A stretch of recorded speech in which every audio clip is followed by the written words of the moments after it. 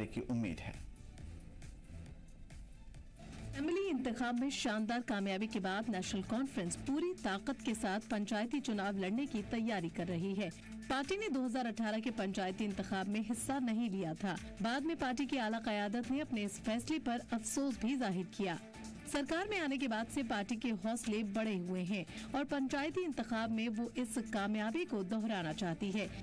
इसके पेश नजर कश्मीर के अलावा पार्टी जम्मू रीजन पर खास फोकस कर रही है। मीटिंग्स, राब्ता मुहिम और मेंबरशिप ड्राइव के जरिए पार्टी को जमीनी सतह पर मजबूत करने की कोशिश की जा रही है।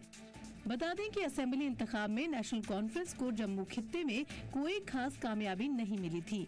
पंचायत चुनाव में पार्टी इसकी भरपाई करना चाहती है। सीनियर लीडरान को उम्मीद है कि असेंबली की तरह पंचायती इंतखाब में भी पार्टी बेहतर कारकर्दगी का मुजाहिरा करेगी।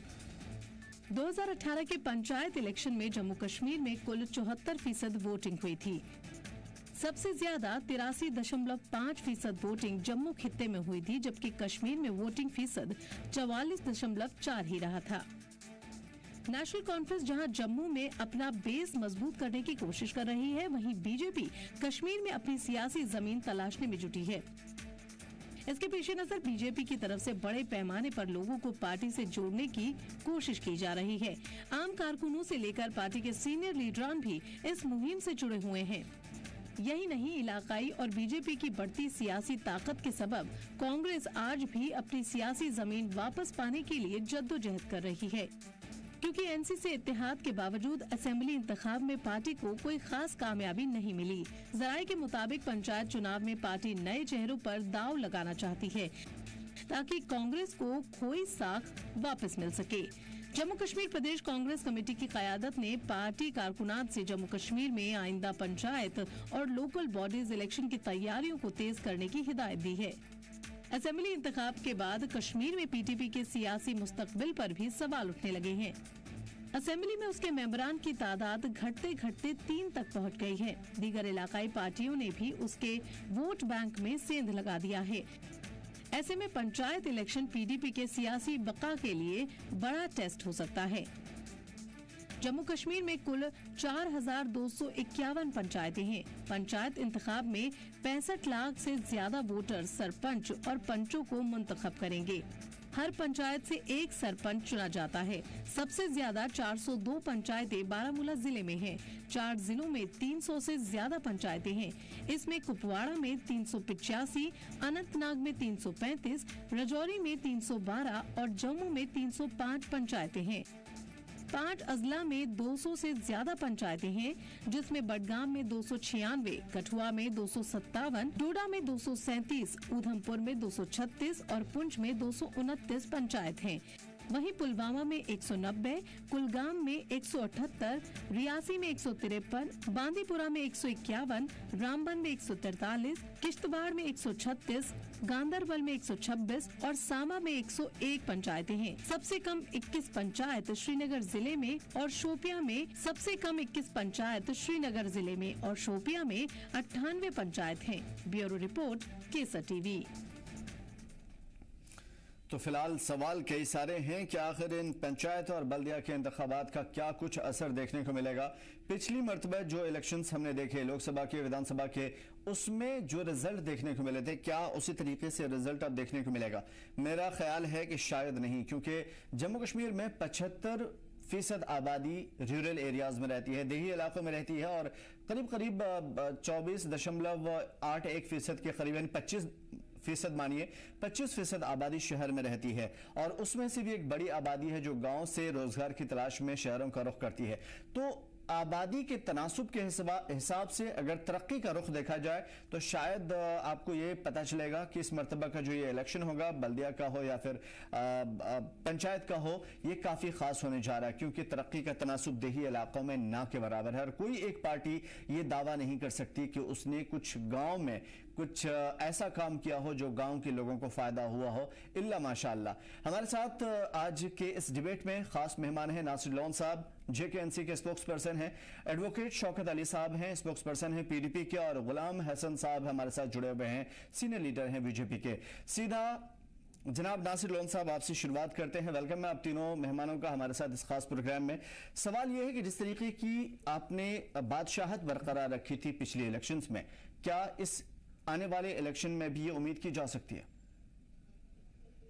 बहुत बहुत शुक्रिया आपका। मुझे लगता है अगर हम पंचायत इलेक्शन की बात करें तो मुझे लगता है 30 साल के बाद पहली बार उमर अब्दुल्ला साहब की सरकार जब 2011 में थी तो उन्होंने वो इलेक्शंस करवाए थे पंचायत के। एक बहुत जरूरी हिस्सा है डेमोक्रेसी का जी। और हमें बिल्कुल उम्मीद है इंशाल्लाह जो जिस तरह की कामयाबी हमें अभी असेंबली इलेक्शंस में मिली है उसी तरह जो है पंचायत इलेक्शंस में भी हमारी पार्टी कामयाब होगी। अब इसमें एक चीज देखने लायक है क्योंकि जो पिछले 2 इलेक्शंस हुए हैं यहाँ पे पंचायत के, वो नॉन पार्टी लाइंस पे हुए थे। तो अब ये देखना होगा कि जो आने वाले इलेक्शंस होंगे वो क्या पार्टी लाइंस पे होंगे या नॉन पार्टी लाइंस पे होंगे। तो उसी हिसाब से जो है हमारी स्ट्रैटेजी रहेगी कि किस तरह से जो है हम उन इलेक्शंस को लड़ेंगे। बिल्कुल बड़ी बात है, लेकिन आपको लगता है कि इससे पहले जितने भी दूसरी पार्टियों की तरफ से अगर बात करूं तो उनका यह कहना है कि नेशनल कॉन्फ्रेंस के पास मुंह दिखाने के लिए रूरल एरियाज में खासतौर पे कुछ भी नहीं है, तो इस वजह से वो सिर्फ उन्हें एक वोट बैंक की तरह देखती है और कुछ भी उससे ज्यादा हैसियत नहीं रखते ये लोग। देखिए, अगर ऐसी बात होती तो जो हमारे असेंबली इलेक्शंस में रिजल्ट्स आए, जो असेंबली कॉन्स्टिट्यूंसीज थी, वो उसमें से तो 90% 80% जो कॉन्स्टिट्यूंसीज है वो रूरल कॉन्स्टिट्यूंसीज है। तो बिल्कुल ऐसा नहीं है। जो रूरल एरियाज है वहां पे भी जो है नेशनल कॉन्फ्रेंस उसी तरह मजबूत है जैसे अर्बन एरियाज में है। और इंशाल्लाह हमें पूरी उम्मीद है जब भी पंचायत इलेक्शंस अनाउंस होंगे, चाहे वो सरपंच जो उसका फर्स्ट टियर 1 है पंचायत के वो हों, चाहे जो BDCs के इलेक्शंस है ब्लॉक डेवलपमेंट काउंसिल्स के वो, इंशाल्लाह हमें उम्मीद है कि जो हमारी पार्टी है वो बिल्कुल भारी अक्सरियत से हर जो है जिले में, हर कॉन्स्टिट्यूंसी में, हर पंचायत में कामयाब होकर आएगी। एडवोकेट शौकत साहब, PDP का ग्राउंड रूट काफी स्ट्रांग समझा जाता है, माना जाता है कि PDP जमीनी सतह पे काफी मजबूत है और शायद यही वजह है कि इस मर्तबा बल्दिया में या फिर पंचायत में उन्हें काफी कुछ बेहतर रिपोर्ट या रिजल्ट देखने को मिल सकते हैं। बहुत शुक्रिया सर। जैसा अभी नेशनल कॉन्फ्रेंस के जो हमारे स्पोक्स पर्सन थे, मैं उनकी बात सुन रहा था। जी नासिर साहब। नासिर साहब, देखिए जम्मू कश्मीर के लोगों की ये बड़ी बदकिस्मती है कि यहाँ पर कोई भी इलेक्शन जो है वो टाइम पर नहीं होता है। बिल्कुल। मैं 2018 वाले जो इलेक्शन हुए थे, मैं खुद उसमें पंचायत में सरपंच रहा हूं और हमारी ओथ जो है वो जम्मू में 11 जनवरी 2019 में हुई थी और उस हिसाब से 9 जनवरी 2024 को जो है वो हमारा टेन्योर जो था वो कंप्लीट हो चुका था। सरकार को चाहिए था कि वो जनवरी में नए इलेक्शन करवाती और जनवरी में नहीं तो फरवरी में सही, लेकिन वक्त पर इलेक्शन करवाया जाता और जो इस वक्त ग्रास रूट लेवल पर जो एक आम आदमी, एक आम जो उसका की जरूरत है, उससे जो है वो अपने नुमाइंदा के पास फरियाद लेके जाता है तो वो उस चीज से महरूम हो गया है। तो ये बड़ी बदकिस्मती है कि यहाँ पर इलेक्शन वक्त पर नहीं हो रहे। बहरहाल अब सरकार का ये प्रेरोगेटिव है, सरकार कब इलेक्शन करवाएगी, पहली बात तो वो है। दूसरी बात यह है कि मुझे ऐसा लगता है कि ये पंचायत हो या म्युनिसिपैलिटीज हो, ये डिफरेंट इलेक्शन होता है। ये असेंबली से, पार्लियामेंट से ये बड़ा डिफरेंट होता है। पार्लियामेंट के इलेक्शन में जो है वो नेशनल इंटरेस्ट की बात होती है, नेशनल लेवल के इश्यूज की बात होती है और असेंबली के इलेक्शन हो तो स्टेट के लेवल की बात देखी जाती है। लेकिन पंचायत का इलेक्शन और म्युनिसिपैलिटी का इलेक्शन इसलिए डिफरेंट है कि ये पंचायत लेवल के और म्युनिसिपैलिटी लेवल के इश्यूज के ऊपर जो है वो लड़ा जाता है। पंचायत में किन किन चीजों की जरूरत है, कौन नुमाइंदा जो है वो हमारी नुमाइंदगी कर सकता है, कौन नुमाइंदा जो है वो हमारे छोटे छोटे काम जैसे गांव के अंदर या म्युनिसिपैलिटी की लिमिट के अंदर कोई छोटे छोटे काम हो, इवन राशन कार्ड की बात हो, नरेगा की बात हो या वहां पर गांव के अंदर सड़कों की बात हो, पानी की बात हो, छोटे छोटे जो काम हैं वो उस लेवल पर इश्यूज उस लेवल के हैं, तो मुझे लगता है कि जो इलेक्शन है उसी लेवल पर लड़ा जाता है। तो ये मुझे लगता है असेंबली से बड़ा डिफरेंट होगा। और जहां तक पीडीपी की रिप्रेजेंटेशन की बात, जी सवाल ये है शौकत साहब, देखिए अच्छा हुआ कि आप हमें मिले और यकीनन आज की बातचीत में और भी ज्यादा मजा आने वाला है क्योंकि आप एक सरपंच भी रह चुके हैं। सवाल यह है कि पीडीपी क्या मुंह लेकर के जाएगी आवाम के पास? देखिए देखिए मुझे ये मालूम है कि पिछली बार आप लोग नहीं उतरे थे मैदान में, दर पर्दा होंगे वो बात अलग है, लेकिन कहीं ना कहीं ग्राउंड पे पार्टी अपने आप को मजबूत करने के लिए इस तरह के इलेक्शंस में भी अपने लोगों की नुमाइंदगी चाहती है, इस वजह से पूछ रहा हूं। देखिए सर, बात यह है कि अगर जम्मू कश्मीर के हालात की आप बात कर रहे हैं तो ग्राउंड लेवल पर पिछले 3 महीने जो गुजरे हैं, अक्टूबर से लेके जनवरी तक, आप मान के चले कि सिचुएशन काफी चेंज है। जो हालात असेंबली इलेक्शन में थे, असेंबली इलेक्शन के बाद जब हमारी सरकार वजूद में आ गई, उसके बाद टोटली हालात जो हैं वो पूरी जम्मू कश्मीर में चेंज हैं। क्योंकि उस वक्त लोगों ने, देखिए 2014 से लेके 24 तक जो है वो असेंबली का इलेक्शन नहीं हुआ था और 6 साल से जो लोगों ने यहाँ पर परेशानियां देखी, लोगों की बड़ी उम्मीदें थी कि नई सरकार आएगी, हमारी सुनवाई होगी और जो मुसीबतें परेशानियां हमने देखी है पिछले 5-6 साल में, उन चीजों से हमें छुटकारा मिलेगा। लेकिन ऐसे हालात नहीं बने। अभी तक सरकार हमारी जो है वो डिलीवर नहीं कर पाई है चीजें। मतलब आप क्या चाहते हैं कि सरकार के पास जादुई छड़ी है? सरकार डिलीवर कर पाई है, और जो इधर जो बीजेपी वाले जो अपोजिशन में है, अपोजिशन भी अपना काम नहीं कर पाई है ढंग से। तो इसलिए हालात जो हैं वो नहीं रहे। और मैं उम्मीद करता हूं कि जम्मू कश्मीर में लास्ट जो हमारा जो असेंबली थी वो पीपल्स डेमोक्रेटिक पार्टी सरकार में थी और हमारे पास अच्छी खासी जो है वो स्ट्रेंथ थी। हम एक मजबूत पार्टी के तौर पर थे और पिछले 6 साल में आपने देखा जितना कुछ हमने झेला है, हमारी पार्टी को तहस नहस कर दिया गया। इवन देन जम्मू कश्मीर के लोग हमारे साथ रहे और हमारी पार्टी आज एक मजबूत अपोजिशन का रोल अदा कर रही है। और जम्मू कश्मीर के लोग चाहते हैं कि एक सरकार वजूद में आई है, लेकिन जब तक मजबूत अपोजिशन जो है वो हम नहीं देंगे तब तक सरकार जो है वो काम नहीं कर पाएगी। क्या शौकत साहब क्या बातें कर रहे हैं? एडवोकेट हैं आप, कितने पढ़े लिखे हैं आप कह रहे तहस नहस कर दिया। क्या जादू की छड़ी है किसी के पास कि बस फूंक मारा और उसके बाद जो है आप उड़ गए? 28 सीटें जीती थी आपने और कितनी परसेंट, सबसे ज्यादा हाईएस्ट परसेंटेज वोटिंग का आपके पास था पिछली बार। लेकिन क्या ऐसी वजूहात थी, कौन से ऐसे मंसूबे आपने बनाए बीजेपी के साथ, कौन से ऐसे गुल खिलाए जिसकी वजह से आवाम ने साफ तौर पर नकार दिया आपको? नहीं, ऐसा नहीं है। देखिए 2015 में हमारी सरकार बनी और ये कोलिशन सरकार थी। ठीक है, आइडियोलॉजी अपनी अलग हो सकती है, बीजेपी की अलग हो सकती है, हमारी पार्टी का एजेंडा, हमारी आइडियोलॉजी अलग है, मगर जब सरकार बनानी है तो सरकार नंबर्स पर बनती है। और हमने जम्मू के लोगों का जो मैंडेट हमें मिला, जो 28 सीटें 26 सीटें जो बीजेपी को जम्मू में मिली थी, हमने जम्मू के लोगों का ऑनर किया। हमने जम्मू के लोगों, चलिए हम ये बात हम मान लेते हैं कि आपने लोगों की इज्जत रख ली कि उन्होंने वोट किया है तो उनके लिए काम होना चाहिए, इसी वजह से आपने एक दुश्मन से भी हाथ मिला लिया आपके अकॉर्डिंग। ठीक है गुलाम हसन साहब, मैं आपकी तरफ आता हूं, फिर वापस अपने मेहमानों की तरफ आऊंगा। सवाल यह है कि जिस तरीके से बीजेपी ढोल पीटती रहती है कि लोकसभा में ऐसे खंबे गाड़ दिए और असेंबली में सबसे स्ट्रांग पोजीशन होल्ड करती है, जमीनी सतह पे ग्राउंड पे भी आप उतने ही मजबूत हैं या फिर सिर्फ ये हवा हवाई है? सबसे पहले मेरी तरफ से अस्सलाम वालेकुम। वालेकुम सलाम। देखिए जो हमारी पॉलिटिकल पार्टी रही है, भारतीय जनता पार्टी, कश्मीर में इसकी स्थिति उतनी स्ट्रांग नहीं है जितनी जम्मू में है। और हर एक पार्टी का मकसद यही होता है कि हम पावर में आए और हमारी हुकूमत रहे।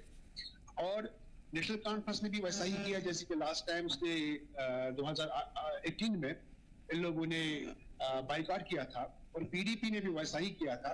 और जो आजकल स्थिति जो आप कह रहे हैं कि ग्राउंड में है, लेकिन श्रीनगर में उतना नहीं है, फिर भी हम कोशिश कर रहे हैं। और हमारी परसेंटेज जो रही है, जो लास्ट इलेक्शन में असेंबली इलेक्शन में जो परसेंटेज हमारी रही है, वो उसमें क्या है कि इंक्रीज हो रहा है, डे बाय डे इंक्रीज हो रहा है। और मुझे लगता है कि जो स्थिति है, जैसे कि नेशनल कॉन्फ्रेंस आजकल हुकूमत कर रही है, और अभी लोगों को पता चल रहा है कि हमारे जो काम है, जो हमारे मसाइल है, किस हद तक वो पूरे हुए। और जैसे कि मैंने खुद देखा है, बहुत सारे लोगों के पास में गया और उन लोगों ने ये कहा कि इस जो हमने ये इलेक्टेड जो गवर्नमेंट की है, हमने जो हमारी जो अभी हुकूमत चल रही है, इससे बेहतर हमारे यहाँ वो गवर्नर राज ही ठीक था, क्योंकि उतना काम नहीं हो पा रहा है। जैसे कि आपने देखा है कि बर्फ का जो मौसम है, काम नहीं हो रहा है या होने नहीं दे रहे हैं आप लोग? नहीं, इसमें क्या है कि मैं पहले भी बता चुका हूं सर कि हमारी सरकार ने, यूनियन गवर्नमेंट ने हमें पहले ही बताया था, उमर अब्दुल्ला को, हम आपके साथ हैं। चलिए छोड़िए, सरकार के साथ आप हैं या नहीं है, आवाम को इसका फैसला कर लेने देते हैं। 10 साल एडमिनिस्ट्रेशन में आप रहे, मुझे सिर्फ इतना बता दीजिए कि रूरल एरियाज के लिए आपने क्या किया। स्मार्ट सिटी के नाम पे क्या कुछ हुआ वो हमें सबको पता है, वो बताने की जरूरत नहीं है। जम्मू और श्रीनगर ही क्यों, बाकी जो अजला हैं इन रीजन्स में, उसमें क्या कुछ हुआ है मुझे बताइए। सड़क कनेक्टिविटी नहीं है, सड़कें टूटी हुई हैं, 20 साल 50 साल पहले जो बनी थी वैसे ही हालत में। स्कूल, एजुकेशन, इंफ्रास्ट्रक्चर उसी हालत में, बल्कि उससे भी ज्यादा बदतर है। अमले की कमी है, हॉस्पिटल्स बहुत कम है, और है तो वहां पे सुविधाएं नहीं है। या उसके अलावा रोजगार के जो मौके मिलते हैं गांव के लोगों को, गांव के नौजवानों को, बहुत कम है। तो किस चीज में आपने जोड़ा है? सिर्फ स्कीमें पहुंचाई हैं गाड़ी गाड़ी, और क्या किया आपने? नहीं, जो आप कह रहे हैं कि एम्प्लॉयमेंट के बारे में, हाँ अनएम्प्लॉयमेंट है बहुत, मैं मानता हूँ अनएम्प्लॉयमेंट है, बहुत कुछ है यहाँ पे, बहुत परेशानियां हैं लोगों को। लेकिन अब जो हमारी सरकार आ रही है, मतलब जो इलेक्टेड गवर्नमेंट है, उसको सोचना चाहिए। और जो बाकी जो यूनियन गवर्नमेंट जो है, उसको जो करना था वो भी वो कर रहे हैं। और जो थ्री टायर चल रहा है, और उसका जो इनिकार किया है भारतीय जनता पार्टी ने, नो डाउट की नेशनल कॉन्फ्रेंस ने पंचायत इलेक्शन करवाए थे बहुत सालों से, मेरे ख्याल से 25-40 साल के बाद 2018 में करवाए थे। लेकिन उसके बाद जो कुछ हुआ है, पीडीसी इलेक्शंस हुए, डीडीसी इलेक्शंस हुए, और ग्राउंड लेवल जो है स्ट्रांग करना, ग्रास रूट लेवल पे स्ट्रांग करना, एक डेमोक्रेटिक प्लेटफॉर्म को स्ट्रांग करना, मुझे लगता है सबसे बड़ी बात है। हाँ, अभी मैं ये कह रहा हूं कि हमारे जो मसाइल हैं वो कभी खत्म नहीं होते। हाँ, हम कोशिश कर रहे हैं कि मसाइल को ज्यादा से ज्यादा इनको हल किया जाए। बाकी हमारी उतनी भी मसाइल है कि डे बाय डे क्या होता है कि मसाइल बढ़ते रहते, और हम चाहते हैं कि कम से कम हम कुछ करें ताकि लोगों को सहूलियात मिले, ताकि लोगों को आराम मिले। बाकी जो करना है हमारी लोकल गवर्नमेंट को करना है, और हमने उसके लिए वोट दिया है। अभी जो इन लोगों ने कहा कि 335 के 370 आर्टिकल हम वापस कराएंगे, स्टेट को वापस कराएंगे, बाकी चीजें, यहाँ तक कि नेशनल कॉन्फ्रेंस फेल है कि उन लोगों ने रोड क्लियरेंस की, उसमें भी उन लोगों ने बहुत कुछ सर क्या बताऊं, मुझे तो इस पे हाई तौबा मचाने का दिल करता है। आप कह रहे हैं नेशनल कॉन्फ्रेंस की सरकार बन गई है, अब उन्हें करना चाहिए था। इससे पहले आप क्या कर रहे थे मुझे ये समझ में नहीं आ रहा। कश्मीर और कश्मीरियों को कहां तक पहुंचा दिया, रिकॉर्ड सबके पास है। खैर, इन सब चीजों को छोड़िए, नासिर साहब आपकी तरफ आता हूं। जिम्मेदारियां आपके ऊपर है और सबकी निगाहें भी आपकी तरफ।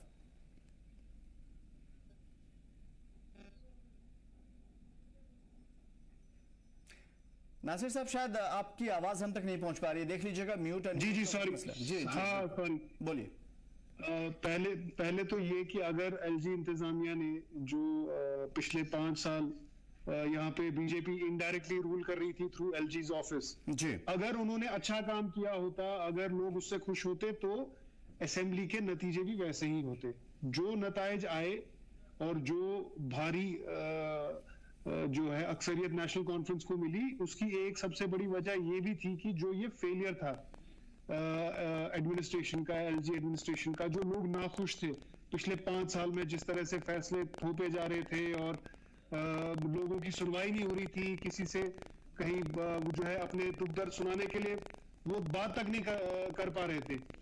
तो दूसरी बात जो ये मेरे साथी बोल रहे हैं कि गवर्नमेंट फेल हो गई है, जनाब अभी तो 2.5 महीने ही हुए हैं, तो मुझे लगता है 2.5 महीने भी पूरे नहीं हुए। अभी तो गवर्नमेंट मतलब अभी तो गाड़ी स्टार्ट भी नहीं हुई है और ये कह रहे हैं कि गाड़ी जो है फेल हो गई है। अभी बहुत लंबा अरसा है, ये पिछले 10 साल, मैं 5 साल का नहीं कहूंगा, मैं कहूंगा पिछले 10 साल का गैप जो जम्मू कश्मीर में रहा गवर्नेंस का, वो फिल करना है, तो इसमें थोड़ा टाइम लगेगा। और उसके अलावा तो आपको क्या लगता है कि ये गाड़ी डेवलपमेंट की ये गाड़ी नासिर साहब क्यों नहीं स्टार्ट हुई है? क्या ड्राइवर नहीं मिल पा रहा है, या फिर कंफ्यूजन है कि एलजी ड्राइव करेंगे या फिर सीएम उमर अब्दुल्ला? मैं वही बोल रहा हूँ जो ये एक इन्होंने नया निजाम बनाया है यूटी का, ऐसी रियासत जो एक बहुत मजबूत असेंबली की मालिक थी वो आज यूटी बना दी गई है, और अभी पहली बार यूटी में इलेक्शन हुए हैं और एक इलेक्टेड गवर्नमेंट बन के आई है, चीफ मिनिस्टर हैं, मिनिस्टर्स हैं, एमएलएज हैं। तो अभी वो सिस्टम अंडरस्टैंड करने की कोशिश कर रहे हैं कि जो ये नया सिस्टम है उसमें किसके क्या पावर्स हैं, किस तरह से चलनी चाहिए। और बिल्कुल आप सही बात कह रहे हैं कि जहां तक एलजी एडमिनिस्ट्रेशन का सवाल है वो नहीं चाहेंगे कि ये जो है लोग हुकूमत चलाएं, क्योंकि जब चलिए नासिर साहब मैं कुछ चीजें याद दिला देता हूं, शायद हम लोग बिल्कुल आपका टाइम रहेगा पूरा बोलने का, मैं कुछ चीजें याद दिलाना चाहता हूं। एज अ एनसी के रिप्रेजेंटेशन आप कर रहे हैं तो मैं आपसे समझने की कोशिश करूंगा। देखिए मोदी हुकूमत ने जो वादे किए थे, 15 लाख ले लो, फला चीज तुम्हारे डेवलपमेंट हो जाएंगे, फला चीज हो जाएगा, ये सारी चीजें थी। सेम कदम पे क्या एनसी चलती हुई नजर नहीं आई अपनी मैनिफेस्टो में? उन्होंने कहा कि आते ही इस चीज पे साइन होगा, इस चीज पे दस्तखत होंगे, पहला स्टेप ये लिया जाएगा, 370 बहाल कर दिया जाएगा, स्टेटहुड की बहाली फौरी तौर पे होगी। 2.5-3 महीने हो गए सर, आप उस पर बातचीत करने के लिए तैयार नहीं है। जी मैं बताता हूँ आपको। देखिए जो भी वादे हमने मैनिफेस्टो में किए, हमने कभी ये नहीं कहा कि हम जो है 370 गवर्नमेंट में आते ही जो है हम लोग 370 वापस ले आएंगे। ये हम मतलब हमने इलेक्शन मैनिफेस्टो में ये कहा कि जो ये 370 की लड़ाई है ये हम जारी रखेंगे, और जो अभी भी जारी है, अभी भी जो है हमारी गवर्नमेंट का, हमारी पार्टी का यही स्टैंड है कि 370 को वापस किया जाना चाहिए। स्टेटहुड की, आप स्टेटहुड की बात कर रहे हैं, हमने रेजोल्यूशन भी पास किया, कैबिनेट ने, सेंटर भेजा गया। कंटिन्यूअसली हम लोग याद दिलाते रह रहे हैं जो है ऑनरेबल प्राइम मिनिस्टर को, होम मिनिस्टर को, कि जो आपने वादा किया है जम्मू कश्मीर के लोगों के साथ कि इलेक्शन के बाद आपका स्टेटहुड रिस्टोर किया जाएगा, आप उस वादे को पूरा करिए। तो हम उससे मुकर नहीं रहे हैं। उसके अलावा भी जो हमने जो वादे किए हैं मैनिफेस्टो में, इंशाल्लाह चलिए वक्त आएगा तो हम भी इंशाल्लाह कह देते हैं आपके साथ। हम एक वादे को जो है पूरा करिएगा, बिल्कुल ठीक है। मैं भी, हम सभी यहाँ पे इंशाल्लाह कह देते हैं आपके साथ। लेकिन मैं आपसे ये समझूंगा, अभी फिलहाल जो रिपोर्ट सामने आ रही है उसके मुताबिक आप जितनी आसानी से असेंबली के चुनाव में जीत गए थे, शायद इन सब चीजों में जो छोटे छोटे इलेक्शंस होंगे, गांव में तमाम तर चीजों की रिप्रेजेंटेशन होगी, उसमें शायद आप उतने ज्यादा स्ट्रांग नजर नहीं आएंगे, क्योंकि लोगों के वादे पूरे नहीं हुए। लोगों से जो वादे आपने किए थे वो कहीं ना कहीं उनको अधर में लटका हुआ नजर आ रहा है। और सबसे बड़ी बात कि ग्राउंड लेवल पे पीडीपी बहुत ज्यादा स्ट्रांग है, वो आपको जबरदस्त टक्कर दे सकती है। और जिस तरीके से पीडीपी को आपने नकारा, कांग्रेस ने नकारा, अब लोगों के जज्बात पीडीपी की तरफ ज्यादा हैं। मैं इससे इत्तेफाक नहीं रखता। देखिए जो पंचायत इलेक्शन, मैं खुद एक डीडीसी मेंबर हूं जी, जो पंचायत इलेक्शंस होते हैं वो बहुत अलग तरह से लड़े जाते हैं। तो एक बहुत माइक्रो लेवल पे इलेक्शन होता है उसमें। एग्जैक्टली। मतलब मैं आपको एक छोटा एग्जांपल देता हूं। जो सबसे मुश्किल इलेक्शन अगर कोई लड़ना है वो है वार्ड का इलेक्शन। वार्ड का इलेक्शन जब आप लड़ने जाते हैं, जो उसमें 2-3 कैंडिडेट्स होते हैं, वो एक मोहल्ले का इलेक्शन होता है। उसमें सारे आपस में रिश्तेदारी होते हैं। जो गांव देहात की मैं बात कर रहा हूं, जो मोहल्ला होता है वो पूरे का पूरा मोहल्ला आपस में ऑलमोस्ट रिलेटिव होता है, और जो उसमें 2-3 कैंडिडेट्स आते हैं वो भी आपस में रिलेटिव होते हैं। तो वो इतना कॉम्पिटिटिव होता है, आपको अंदाजा नहीं है कि इतना ज्यादा कंपटीशन होता है उस इलेक्शन में, और इतना मुश्किल इलेक्शन होता है वो। तो किसी का ये कहना कि देखिए, और उसमें तो बाज वक्त मैंने मेरा जो अपना एक्सपीरियंस है, वार्ड के इलेक्शन में, पंचायत के इलेक्शन में, पार्टी लेवल से ज्यादा जो वो लोकल लेवल होता है कि आपका जो कैंडिडेट होगा उसका गांव वालों के साथ उठना बैठना कैसा है, उसके रिश्तेदारों के साथ उठना बैठना कैसा है। फिर उसमें एक और फैक्टर होता है कि कितने सारे कैंडिडेट्स उठ रहे हैं। जैसे मतलब एक ही साइड के अगर 2-3 उठ गए, दूसरे साइड का एक उठ गया, तो कहीं वो बार वो जीत जाता है। तो वो प्रेडिक्ट करना इम्पॉसिबल है कि वार्ड का इलेक्शन, पंचायत का इलेक्शन, ये कोई प्रेडिक्ट नहीं कर सकता है कि ये फलाना, क्योंकि वो पार्टी लेवल पे तो पहले होता ही नहीं है। तो वो पार्टी के टिकट पे जब आप लड़ते ही नहीं है, हाँ, वो ऑलमोस्ट एज इंडिविजुअल्स लड़ते हैं लोग। बिल्कुल। तो ये किसी पार्टी का पार्टी की हिमायत होती है। आप सुने, बिल्कुल मैं मानता हूं आपकी बात। लेकिन कोई पार्टी अगर ये कहे, अगर मैं ये कहूं कि नेशनल कॉन्फ्रेंस पूरे जो पंचायत इलेक्शंस है वो स्वीप कर देगी, वो सही बात नहीं होगी, क्योंकि ये इलेक्शन प्रेडिक्ट करना इम्पॉसिबल होता है। बिल्कुल, इसमें मैं सहमत हूं। नासिर साहब, आप पूरी बात बोल लीजिएगा, बीच में एक छोटा सा क्वेश्चन, फर्क पड़ता है बीच में पूरी बात आप बोल लीजिएगा, बीच में एक छोटा सा क्वेश्चन। बिल्कुल सही कह रहे हैं आप, इसमें कोई शक की बात नहीं है, हकायक यही कहते हैं। सवाल यह है कि यह भी माना जाता है, और शायद आप इससे बेहतर वाकिफ होंगे, कि ग्राउंड लेवल पे अगर अपने लोग होते हैं तो आने वाले बड़े चुनाव में सबसे ज्यादा इंपैक्ट यही डालते हैं। बिल्कुल बिल्कुल। आप देखिए, नेशनल कॉन्फ्रेंस का जीतना असेंबली इलेक्शंस में, आपको लगता है वो ग्राउंड वर्कर ने मेहनत नहीं की? वो कोई आसमान से आके किसी ने वोट नहीं डाला ना, इन्हीं मोहल्लों में, इन्हीं पंचायतों में, इन्हीं वार्डों में लोग निकले, उन्होंने हमें वोट डाला है। तो जब तक हमारा ग्राउंड मजबूत नहीं होगा, हम ये इलेक्शंस कैसे जीतेंगे, चाहे वो असेंबली के इलेक्शंस हो, पार्लियामेंट के इलेक्शंस हो। तो बिल्कुल नेशनल कॉन्फ्रेंस ग्राउंड पे भी उतनी ही मजबूत है, और वही रीजन रहा कि जो पिछले आप 5 साल में देखेंगे, अभी मेरे दोस्त शौकत साहब बोल रहे थे कि जी पीडीपी को तोड़ा गया। पीडीपी को बिल्कुल तोड़ा गया, पर वो टूटा कैसे? आपके लीडर्स आपको छोड़ के चले गए, हमारे लीडर्स तो नहीं छोड़ के चले गए ना। हमारे लीडर्स पे भी प्रेशर आया, हमारे वर्कर्स पे भी प्रेशर आया, लेकिन वो लोग डटे रहे, उन्होंने नेशनल कॉन्फ्रेंस का साथ नहीं छोड़ा, उन्होंने जो है लोगों के साथ धोखा नहीं किया। चलिए, मैं अगला सवाल आपसे जरूर पूछूंगा। ये सिर्फ आज की बात नहीं है, नेशनल कॉन्फ्रेंस पिछले 70 साल से हमेशा इम्तिहान देती हुई आ रही है, और हर बार कोशिश की गई उसे तोड़ने की, उसे जो है कमजोर करने की, लेकिन हमेशा वो जो है कोशिशें नाकाम। ठीक है, इस हवाले से जो आपने अभी स्टेटमेंट दिया, उस हवाले से मैं जरूर पूछूंगा कि बडगाम में या गांधरबल पे जीतने के बाद आप वापस क्यों नहीं गए, ये सवाल आपसे रहेगा। लेकिन फिलहाल शौकत साहब, मैं आपकी तरफ आऊंगा और मैं ये समझने की कोशिश करूंगा कि 2014 के बाद से जो हालात हुए, भले ही आपने बीजेपी के साथ हाथ मिलाया, लेकिन ये कोई गुनाह नहीं है, ना वो गुनाह कबीरा है ना सगीरा है। सवाल ये है कि अवाम का जो ग्राउंड लेवल पे जितने आपने काम किए हैं, बहुत सारे इलाकों में मैं घूमा जम्मू कश्मीर के, और वहां से हमने देखने की कोशिश की, लोगों ने एक्सेप्ट किया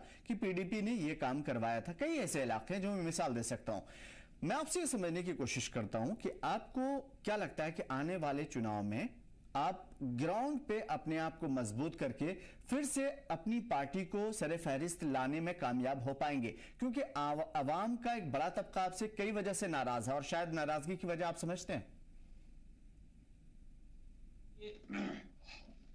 ये इलेक्शंस में हारना जीतना जो है, ये एक इस इलेक्टोरल प्रोसेस का पार्ट एंड पार्सल है, और लोग हमसे खफा भी हो सकते हैं, नाराजगी हो सकती है, और हमारे अगेंस्ट चीजें चल सकती हैं, इसमें कोई शक वाली बात नहीं है। लेकिन साथ ही साथ मैं ये भी मानता हूं कि यही लोग हैं जो सरकारें बनाते हैं, यही लोग जो हैं सरकारें गिराते हैं। जहां तक बात रही हमारी पार्टी की, देखिए हमारी पार्टी के अगेंस्ट अगर ये वाला नैरेटिव हम माइनस करें, क्या हमने बीजेपी के साथ जम्मू कश्मीर में सरकार बनाई, इस नैरेटिव को अगर हम माइनस कर दें, तो हमारी पार्टी की जो इमेज है वो बिल्कुल साफ शफाफ है। हमने कुल मिला के जम्मू कश्मीर में 6 साल हुकूमत की है। चलिए, मैं यहीं पे लाना चाह रहा था आपको। शौकत साहब बिल्कुल आप बोलिएगा। शौकत साहब, माफी के साथ, बिल्कुल आप पूरा बोलिएगा। मैं आपको यही लाना चाह रहा था, ताकि मैंने वो चीजें जो बोली थी, इसी वजह से मैं इस पॉइंट पे लाकर के आपसे सवाल करूं। सवाल यह है कि जो भी आपके पास टाइम मिला था, उसमें आपने क्या किया, कौन सा ऐसा काम किया जो आप पब्लिक को दिखा पाएंगे? 75% आबादी को आप और इत्तेहाद की पूरी जमात ने, पूरी हुक्मरानी ने तहस नहस करके रख दिया, और यही वजह है कि आज जीडीपी पर कैपिटा की भी बात करूं शायद बहुत कम है, अगर डेवलपमेंट की बात करूं तो उसका स्तर तो बहुत ज्यादा नीचे गिरा हुआ है। उसके अलावा बेरोजगारी हद से ज्यादा है, और नशे में तो जाहिर सी बात है जम्मू कश्मीर को आपने लुप्त कर ही रखा है। तो मैं आपसे ये समझूंगा कि क्या मुंह लेकर के जाएंगे? शायद गालिब का वो शेर याद होगा, काबा किस मुंह से जाओगे गालिब, हाँ तुमको शर्म नहीं आती, शायद इस तरह का कोई शेर है। तो मैं आपसे ये तो नहीं कहूंगा कि क्या मुंह लेकर के जाइएगा, लेकिन मैं जरूर कहूंगा कि आवाम पूछेगी आपसे। जी बिल्कुल, और हमारे पास बताने के लिए बहुत कुछ है। देखिए, जब 2015 में सरकार बनी, और बदकिस्मती से 2016 जनवरी में जो है जनाब मुफ्ती मोहम्मद सईद साहब की वफात ने एक ऐसा वैक्यूम क्रिएट कर दिया कि हम सब पर जो है उसका असर पड़ा, और महबूबा जी का बिल्कुल ऐसा ख्याल नहीं था कि वो बीजेपी के साथ दोबारा से सरकार बनाए, लेकिन कुछ चीजें जो है वो मैं यहाँ टीवी पर नहीं बोल सकता हूं। हमारी पार्टी के अंदर कुछ ऐसे लोग थे जिन्होंने पार्टी को तोड़ने की कोशिश की और जिनको सरकार बनाने की बहुत जल्दबाजी थी। तो ऐसे में जो है बहुत सारी मजबूरियां थी, लेकिन फिर भी हमने अपनी पार्टी का एजेंडा जो है उस पर कंप्रोमाइज। लेकिन गुपकार अलायंस के बहुत स्ट्रांग पोजीशन होल्ड करते थे आप, और बीजेपी को भी एंट्री दिलवाने वाले आप ही थे। नहीं, देखिए ये अगर उस बात को आप अगर सरकार बनाने को ये बात कहते हैं तो मुझे लगता है आप सही कह रहे हैं, लेकिन मैं जो इसके जो रीजंस थे वो मैं आपको बता चुका हूं। मेरा कहने का ये है कि सर, जम्मू कश्मीर पूरी हिंदुस्तान की रियासतों में कोई वैसी रियासत नहीं है, बहुत सेंसिटिव रियासत जम्मू कश्मीर है। और आपको पता है 2016 से लेके 18 तक 2 साल की जो हुकूमत हमने की, उसमें आपको मालूम है कि जम्मू कश्मीर में लॉ एंड ऑर्डर नहीं जो है हमें दूसरे काम की तरफ देखने की जो है वो फुर्सत नहीं मिली। इवन देन हमने जम्मू कश्मीर के अंदर जो रुके पड़े प्रोजेक्ट थे हमने स्टार्ट किए, और एक सबसे बड़ा जो स्टेप जो उस वक्त की हमारी सरकार ने लिया, जो honourable chief minister Mehbooba Mufti जी उस वक्त लोगों में डायरेक्ट जाती थी और लोगों के साथ जो है दरबार लगाने के बाद जो है लोगों से डायरेक्टली बात करती थी, और जो भी लोगों की जरूरत इलाके के हिसाब से होती थी उसको नोट करके उसके ऊपर जो है वो जितना जल्दी हो सकता था उसके ऊपर जो है वो एग्जीक्यूशन की जाती थी। इसके अलावा जम्मू कश्मीर में 12,000 ऐसे केसेस थे जो नौजवान बच्चों के ऊपर जो है एफआईआर रजिस्टर की गई थी। ये सबसे बड़ा स्टेप महबूबा मुफ्ती जी का था कि उन एफआईआर को जो है वो विड्रॉ किया, और मैं जो है वो बड़े प्राउड से ये कह सकता हूं कि ये वो हमारी सरकार थी जिसने इतना बड़ा स्टेप लिया। उसके अलावा आप देख सकते हैं कि सीज फायर का सबसे बड़ा स्टेप जो है वो महबूबा मुफ्ती जी की सरकार में जनाब शौकत साहब, क्या मुझे हिस्ट्री दोहराने की जरूरत पड़ेगी? आप कह रहे हैं कि बिल्कुल जेल से आपने रिहा करवाया, जेल से रिहा कराने के लिए आपने आवाज उठाई, कॉरिडोर खुलवाने के लिए आपने आवाज उठाई, लेकिन क्या ये हकीकत नहीं है? मुझे ये कंप्लीट करने दे आप, मुझे ये कंप्लीट करने। ठीक है, प्लीज बोलिए। जम्मू कश्मीर में जो लॉ एंड ऑर्डर, मिलिटेंसी और ये सारी चीजें थी, सबसे बड़ी बात, सबसे बड़ा चैलेंज उस वक्त ये था कि जम्मू कश्मीर में अमन कैसे किया जाए, अमन को कैसे बहाल किया जाए, और अमन के साथ जो है वो तरक्की के काम जो है वो कैसे शुरू किए जाए। ये सबसे बड़ा चैलेंज था कि अमन कैसे होगा। तो ये बड़ा स्टेप था कि महबूबा मुफ्ती जी ने सीज फायर करवाया, और सीज फायर होने के बाद जो है जम्मू कश्मीर में पहले से हालात जो है वो बदलते ठीक ट्रैक पर जो है वो थे हम उस वक्त, लेकिन वही चीजें जो है वो बीजेपी को हजम नहीं हुई, और उन्होंने जो है वो सपोर्ट जो है वो विड्रॉ कर ली, और सरकार जो थी वो रास्ते में ही अपना जो टेन्योर पूरा नहीं कर पाई। उस वजह से बहुत सारे काम करने जो वो बाकी हैं। लेकिन मैं ये कह सकता हूं, वसूख के साथ कह सकता हूं कि जो जम्मू कश्मीर के अंदर जनाब मुफ्ती मोहम्मद सईद साहब ने किया और महबूबा जी ने किया, वो किसी भी सरकार ने नहीं किया, और मैं ये चैलेंज के साथ कह सकता हूं। चैलेंज आप करिए, मैं आपसे एक सवाल जरूर रखूंगा इसके बाद। सर मुझे 30 सेकंड और दे, 30 सेकंड और दे। बोलिए। अभी जो सरकार हमारी बनी है, हमें इससे बड़ी उम्मीदें हैं। अभी उनके जो स्पोक्स पर्सन नासिर साहब कह रहे थे, मैं उनसे ये कहना चाहता हूं, सर 3 महीने हो गए सरकार बने हुए। बहुत अच्छी बात कही आपने कि बड़ा कम टाइम है अभी, लेकिन सर 100 किलोमीटर चलने के लिए शुरुआत एक कदम की होती है। आपने एक कदम भी अभी तक नहीं उठाया, आप उसी जीरो पर खड़े हैं। कुछ ना कुछ तो करिए, लोगों को यह लगे कि जम्मू कश्मीर में एक सरकार जो है वो वजूद में आई है जो लोगों को जो है वो रिप्रेजेंट करेगी। आप तो कि आपके जो चीजें आपके सामने आई, अभी तक तो आप उन पर जो है फेलियर रहे हैं। आप तो अभी तक किसी चीज को एग्जीक्यूट नहीं कर पाए हैं। हाँ, उम्मीद है कि आप आगे क्या करेंगे। चलिए नासिर साहब से भी इसका जवाब ले लेंगे हम। नासिर साहब, आप बिल्कुल, हम आपको देख पा रहे हैं और समझ पा रहे हैं कि आप कुछ कहना चाह रहे हैं। मैं आपकी तरफ आता हूं।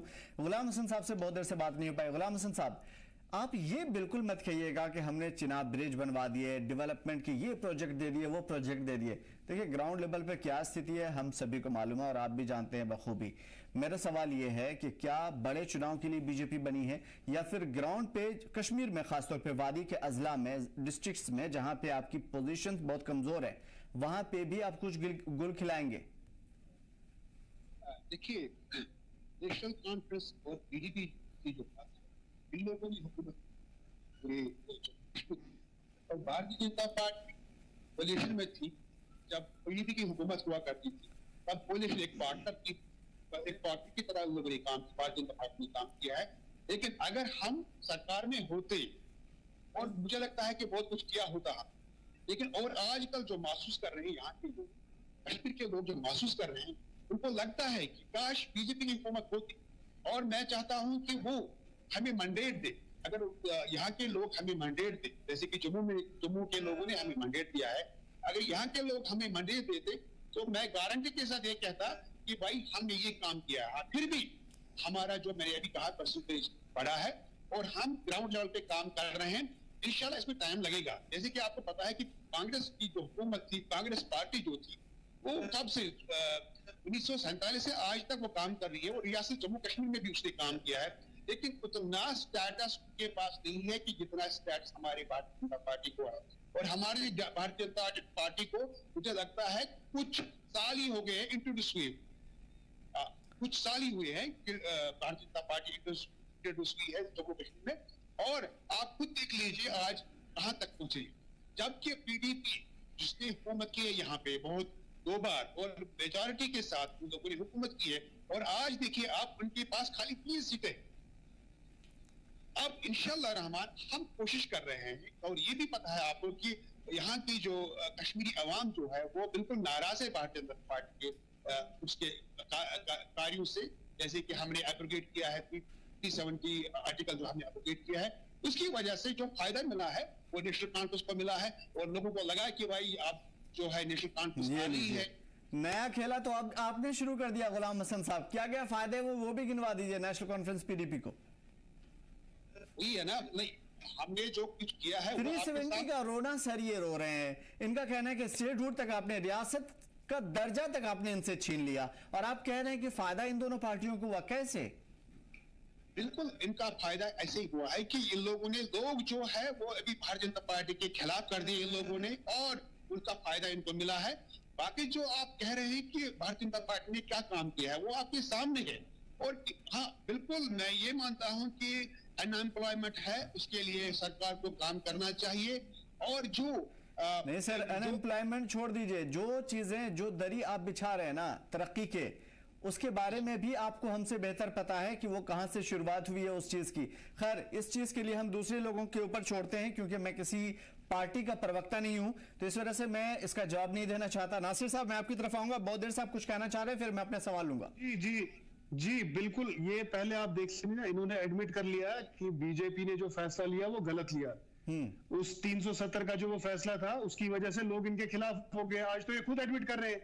ये तो मुबारक की बात है इनके लिए कि इन्होंने आज खुद एडमिट कर लिया कि आप लोगों ने फायदा उठाया इस चीज का। फायदा हमने नहीं उठाया, ये खुद कह रहे हैं कि लोग बीजेपी से नाराज है उस फैसले की वजह से। तो बिल्कुल सही बात है कि जब आपने गलत फैसला आपने बना के भुनाया ना, वोट हासिल की, नहीं तो फायदा हुआ नहीं। मुद्दा तभी बनता है जब मुद्दा होता है। देखिए, अगर 370 हटाने का फैसला सही होता तो लोग हमें वोट नहीं देते। उन्होंने हमें वोट दिया क्योंकि उन्होंने फैसला गलत लिया। अब देखिए, 2 चीजें मैं शौकत साहब को जवाब देना चाहता हूं। जी बोलिए।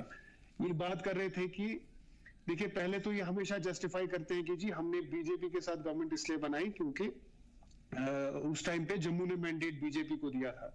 ये तो कोई जस्टिफिकेशन ही नहीं है। फिर तो आज भी जम्मू का मैंडेट जो है बीजेपी को गया था, इसका मतलब हमें भी उनके साथ गवर्नमेंट बनानी चाहिए थी। ये कोई लॉजिक नहीं होता है। हाँ, आपको रिप्रेजेंटेशन जम्मू को बराबर देनी चाहिए थी जैसे हमने की। हमें वहां सीटें कम आई, बिल्कुल, इसमें कोई शक नहीं है, लेकिन हमने रिप्रेजेंटेशन बराबर दी। हमारे डिप्टी सीएम जो है वो जम्मू खित्ते से हैं, हमारे मिनिस्टर्स जो हैं वो जम्मू खित्ते से हैं। तो ये जो जस्टिफिकेशन देते हैं बीजेपी को यहाँ लाने की कि जी उस टाइम पे मैंडेट इस तरफ गया था, मेरे हिसाब से ये बहुत ही गलत जस्टिफिकेशन है। अगर आपको उस टाइम पे जम्मू को रिप्रेजेंटेशन देनी थी, आपको जो आपके कोalition पार्टनर्स होते, जब हमने भी और कांग्रेस ने भी जो है ऑफर किया था इनको जो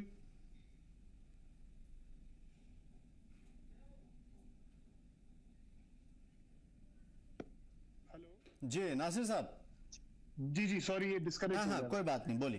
तो जो उस टाइम पे आपके साथ कोalition पार्टनर होता, आप जम्मू को अलग रिप्रेजेंटेशन देते, वहां से मिनिस्टर्स लेते, आप डिप्टी सीएम ले लेते वहां से। ये कहना कि क्योंकि जम्मू को मैं बीजेपी की ज्यादा सीटें आई थी तो हमें बीजेपी के साथ जाना पड़ा, कोई जस्टिफिकेशन नहीं है।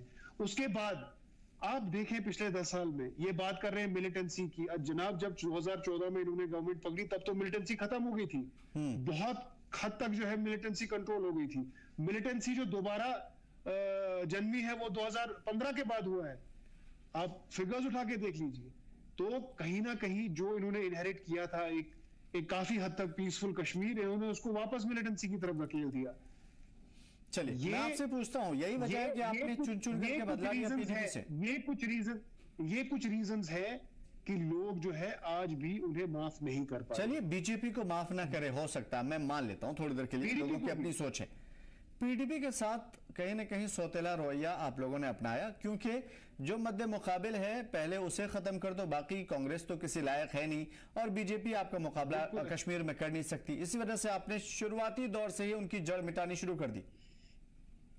हमने कहां किया, हमने तो बिल्कुल नहीं किया।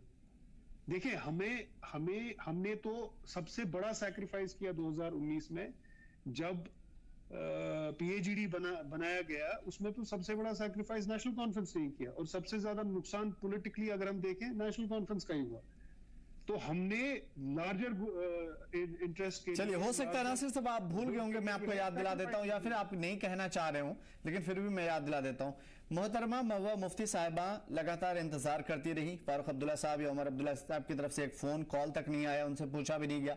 लोकसभा में भी इसके अलावा असेंबली इलेक्शन में भी वो बगैर किसी शर्त के अपने आपके साथ वो जुड़ना चाहती थी, इत्तेहाद के साथ रहना चाहती थी, लेकिन आप लोगों ने उन्हें भाव नहीं दिया। ऐसा बिल्कुल कुछ नहीं है, वो तो खुद अपने लिए सीट मांग रहे थे। जब हमने मना कर दिया तो उसके बाद उन्होंने वो उन्हें आता है ड्रामा करना कि जो है वो बोलते हैं ना कि मतलब लफ्ज मुझे याद नहीं आ पा रहा है, बस वो she wanted to play a victim, मतलब अंग्रेजी में मैं बोलूंगा, माजरत चाहूंगा। तो उनको बस वही करना था, उनको विक्टिम प्ले करना था, अदरवाइज ऐसा कुछ नहीं था। चलिए एडवोकेट साहब से पूछ लेते हैं इस चीज का जवाब। उस टाइम पे जो इंडिया अलायंस था, हमारी बिल्कुल जब सीट शेयरिंग हुई, जो कश्मीर की तीनों सीटें थी वो हमने ली और जो जम्मू की थी। अच्छा चलिए नासिर साहब एक बात का जवाब दीजिए, आपको लगता है कि इतनी बड़ी लीडर महबूबा मुफ्ती जो कि सेंटर की तमाम तर परेशानियों का शिकार भी हुई, वो आपके साथ वो जेल में रही, घर बंद रही, बहुत सारी चीजें उनको देखने को मिली, आपको लगता है वो इतनी छोटी लीडर है कि उनको जो है अपने लिए सीट मांगने की जरूरत पड़े? बिल्कुल, और क्या रीजन था? मतलब मेरे हिसाब से तो और कोई रीजन था नहीं। चलिए एडवोकेट शौकत साहब इसका जवाब देंगे। अगर वो इतने बड़े लीडर है, अगर उस टाइम पे आपको कश्मीर के लिए एक सीट की कुर्बानी देनी थी तो फिर कौन सा जीता उन्होंने? चलिए इस चीज का शौकत साहब आप जवाब देना चाहेंगे? जी देखिए, पहली बात ये कि वो जो हमारे साथी गुलाम हसन साहब जो अभी हमारे साथ बैठे हैं, हाँ, राइट, मैं उनका शुक्रिया अदा करता हूं कि आपने नेशनल टीवी पर बैठ के एक चीज जो है वो लोगों तक पहुंचा दी। क्या जम्मू कश्मीर के लोग 370 के फैसले से नाराज हैं और उसका डायरेक्टली फायदा नेशनल कॉन्फ्रेंस को हुआ और पीडीपी की देखिए आज 3 सीटें रह गई। सर हमारी 3 सीटें रह गई, ये हमें भी मालूम है, जम्मू कश्मीर के लोग नाराज हैं, हमसे खफा है। इंशाल्लाह एक दिन जो है हम उनको कन्विंस करने में, हम उनको मनाने में इंशाल्लाह कामयाब होंगे। लेकिन आपका आपस में जो नेक्सिस है उसको आपने सामने लाया, इसके लिए आपका बहुत शुक्रिया। दूसरी बात सर, मैं नासिर साहब को यह बताना चाहता हूं कि नासिर साहब 1996 से लेके 2002 तक मिलिटेंसी का रुख शायद आपने भी देखा होगा, आपके अंदर है, उसको बाहर लाइए और एडमिट करिए। मिलिटेंसी 2014 के बाद बिल्कुल खत्म नहीं हो गई थी। मिलिटेंसी 2002 तक थी, जिसमें आपके लीडर जनाब फारूक अब्दुल्ला साहब गुपकार से सेक्रेटरीट में 2 किलोमीटर के सफर पर हेलीकॉप्टर से जाते थे और लोग जो थे वो गाजर की तरह कट रहे थे, उसको मिलिटेंसी कहते हैं। उस वक्त जो है आपने अपनी सेफ्टी सिक्योरिटी देखी, लोगों को नहीं देखा। फिर हम 2002 में जब जम्मू कश्मीर के लोगों ने हमें मौका दिया, तो हमने मिलिटेंसी को भी खत्म किया, हमने आर पार के जो रास्ते थे वो भी खोले, और हमने जम्मू कश्मीर की तरक्की भी किया। ये आप भी जानते हैं, लेकिन आप बता नहीं सकते हैं क्योंकि आपका जो आपके आका है वो नाराज हो जाएंगे। सर, सच्चाई जो होती है ना, सच्चाई को सामने लाना चाहिए। हाँ, लेकिन वो तो कह रहे हैं कि छोड़ दीजिए उस चीज को। देखिए मिलिटेंसी किस दौर में कितनी ज्यादा थी, कितनी ज्यादा नहीं थी, कितनी कम थी, उस चीज को छोड़ देते हैं हम, वो तारीख ठंडे बस्ते में डाल देते हैं। मैं आपसे समझूंगा कि जिस तरीके से अभी नासिर साहब कह रहे थे, वाकई महबूबा मुफ्ती साहब इतनी छोटी लीडर हैं कि उनको अपने लिए एक सीट की जरूरत के लिए भीख मांगने की जरूरत पड़े। सर मेरी रिक्वेस्ट ये है कि नासिर साहब ने जो अभी कहा, जी नासिर साहब, इसको आप एडमिट कर लीजिए कि नेशनल कॉन्फ्रेंस जब पार्टी किसी का साथ चाहिए होता है, जब उसको इस्तेमाल करना होता है, तो वो किसी भी हद तक चले जाते हैं, हद पार कर देते हैं। लेकिन जब मसला हल हो जाता है, जब उनका जिस चीज के लिए उन्होंने अलायंस किया होता है, जब उसमें आप कामयाब हो जाते हैं, तो आप बाद में इसी तरह की बात करते हैं। और ये इंसानी फितरत है, ठीक है, ये नेशनल कॉन्फ्रेंस का ये कैरेक्टरिस्टिक है, हमें मालूम है। लेकिन क्या आपको ये बात कहनी चाहिए, आपको सच बताना चाहिए नेशनल टीवी पर बैठ के। उमर अब्दुल्ला साहब दिल्ली से वापस आते हैं, फारूक अब्दुल्ला साहब अभी दिल्ली में इंडिया ब्लॉक के साथ मीटिंग कर रहे होते हैं, और उमर अब्दुल्ला साहब आके यहाँ पर प्रेस कॉन्फ्रेंस करके उनको इतनी जल्दबाजी में वो होते हैं कि यहाँ पर आपने कैंडिडेट्स। चलिए, हो सकता है कि एनसी के लोग एहसान फरामोश हो या एनसी एहसान फरामोश हो, इसका जवाब उन्हीं से ले लेंगे हम। मैं आपसे सिर्फ ये समझूंगा कि जिस तरीके से आपने कहा था कि मुफ्ती सईद के जाने के बाद, मुफ्ती सईद साहब के जाने के बाद एक वैक्यूम क्रिएट हुआ और बहुत ज्यादा नुकसान हुआ, आपको लगता है कि क्या पीडीपी पार्टी सिर्फ चंद लीडरों तक ही महदूद है, बाकी लोग इन तमाम तर चीजों से वंचित हैं और दूसरे लोग इतने रिस्पॉन्सिबल नहीं है, उनको इतनी जिम्मेदारियां नहीं दी जा सकती है कि वो रिप्रेजेंट करें जम्मू कश्मीर को? शगत साहब, आपने कहा था थोड़ी देर पहले ही एक बयान में कि मुफ्ती सईद साहब के जाने के बाद एक वैक्यूम क्रिएट हुआ और बहुत ज्यादा नुकसान हुआ पीडीपी पार्टी को, और उसके बाद अलग थलग पड़ गई पार्टी। मैं आपसे समझूंगा कि क्या वाकई जो लोगों की सोच है, या लोग कहते हैं कि चेहरा नहीं है पीडीपी के पास, दिखाने के लिए कुछ नहीं है, वही महबूबा मुफ्ती, वही इल्तिजा मुफ्ती और अब वही रहमान पर्रा, उसके अलावा कुछ और नहीं है एनसी के पास या बीजेपी के पास या कांग्रेस के पास, जैसे लीडरान हैं हर कोने से खड़े हो जाते हैं, आपके पास वाकई ऐसा नहीं है? क्या आप एडमिट करते हैं इस चीज को? नहीं, देखिए, कौन से लीडर नहीं है हमारे पास? क्या महबूबा मुफ्ती सिर्फ जम्मू कश्मीर की लीडर हैं? क्या वो एक बड़ा चेहरा नहीं है?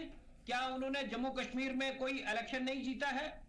क्या उनके साथी जो बाकी जो उनके कलीग्स हैं, नईम अख्तर साहब है, अब्दुल रहमान वीरी साहब है, गुलाम नबी लोन हंजूरा है, या बहुत सारी ऐसी लीडरशिप है, सरताज मदनी साहब है, महबूब बेग साहब है, मैं कितनों का नाम लूं? उस तरफ से आप नॉर्थ वाली साइड से देख लीजिए। सर, इसमें इनकार नहीं है। देखिए, आपके जितने भी लीडरान हैं, सबसे कहने का मतलब ये है सर, सबसे बहुत ज्यादा मुलाकात है मेरी, और मैं सबको जानता हूं। मैं जानता हूं कि वेल एजुकेटेड और बहुत अच्छे लीडरान हैं, लेकिन सवाल यह है कि उनको रिप्रेजेंटेशन का मौका नहीं मिल पाता, ताकि कमान अपनी हाथ में रहे, लगाम अपनी हाथ में रहे। नहीं, देखिए सर, मेरा ये कहने का मतलब है कि मुफ्ती मोहम्मद सईद साहब का कंपैरिजन हम जम्मू कश्मीर में क्या पूरे हिंदुस्तान में किसी के साथ नहीं कर सकते हैं। वो हिंदुस्तान के लेवल के बड़े रहनुमाओं में से एक रहनुमा थे, और उनको उनके जाने के बाद सिर्फ पार्टी को नहीं, हमारी पार्टी को नहीं, बल्कि जम्मू कश्मीर के लोगों को भी उसका नुकसान हुआ है। तो उसकी भरपाई जो है वो हम कभी कर नहीं पाएंगे, इसलिए उनका कंपैरिजन हम किसी चलिए, यानी कि आप इस लेवल पे कह रहे थे, ठीक है, बात समझ में आ गई। मैं गुलाम हसन साहब, मैं आपसे चंद शब्दों में मैं आपसे जानने की कोशिश करूंगा कि इस मर्तबा बीजेपी जिस तरीके से दिखा रही है, बहुत ज्यादा दिलचस्पी तो नजर नहीं आ रही। पहले अवामी राब्ता मुहिम चलता था, आपका लोगों से मिलना जुलना होता था, अब आप बहुत ज्यादा हिम्मत दिखाते हैं तो डल झील पे जाकर के लोगों से हाय हेलो कर लेते हैं, फिर वापस आ जाते हैं। तो क्या वाकई जो ये छोटे छोटे इलेक्शंस होने जा रहे हैं, इसमें आपका पार्टिसिपेशन होगा भी या नहीं, ये क्लियर नहीं हो पा रहा अभी तक?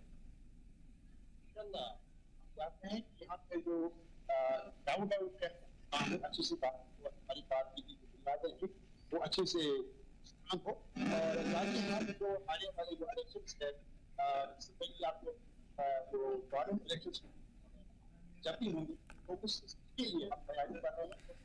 गुलाम हुसैन साहब बहुत पॉजिटिव लीडर हैं और बहुत कुछ अपने अज़्म का इजहार भी कर रहे हैं कि वो क्या कुछ बेहतर करना चाहते हैं। हालांकि टेक्निकल फॉल्ट्स की वजह से उनकी आवाज हम तक सही तरीके से नहीं पहुंच पा रही है। नासिर साहब, मैं एक पहले जो अभी शौकत साहब कह रहे थे उसका जवाब ले लूं, फिर मैं अगला सवाल करना चाहता हूं आपसे।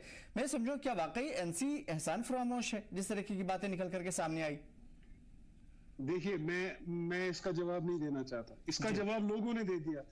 जो पार्लियामेंट इलेक्शंस हुए उसमें महबूबा मुफ्ती जी ने कितनी भारी अक्सरियत से हार तस्लीम की, इसका जवाब जो है उनको लोगों ने दे दिया। और इस बात की बिल्कुल पुष्टि हो गई कि जो नेशनल कॉन्फ्रेंस का तीनों असेंबली सीट पार्लियामेंट सीट्स पे लड़ना जो है फैसला सही था। देखिए, जहां तक पीडीपी की बात है, पीडीपी का ये मामूल रहा है कि हमेशा विक्टिम प्ले करना। हमें तो ये था, हमें वो हो गया। अभी ये कह रहे थे हमने 2 ही साल हुकूमत की, ये तो 2015 से 18 तक तो यही इन्हीं की हुकूमत थी, 3.5 साल हुकूमत की इन्होंने। अब ये कह रहे हैं हमें ज्यादा टाइम नहीं मिला, और हमें कह रहे हैं कि आपने 2.5 महीने में कुछ नहीं किया। तो ये एक हिपोक्रेट वाला जो इनका अप्रोच है, ये नहीं करना चाहिए। देखिए, इस वक्त मुझे ये बताइए कि अभी जो होने वाली चीजें हैं, बदलाव जो होने वाले हैं, आपको लग रहा है कि इस हुकूमत की जो मौजूदा कारनामे हैं इसे आप लेकर के आवाम के दरमियान जाएंगे? बिल्कुल। आप देखिए ना, सबसे पहली बात अगर मैं आपको कहूं, मैं पिछले 5 साल से सेक्रेटरीट जाता था, 4 साल से कोई नहीं दिखता था सेक्रेटरीट में। आज आप सेक्रेटरीट जाइए, इतनी चहल पहल होती है, लोग जाते हैं, कम से कम अपनी अर्जी रखते हैं कहीं पे।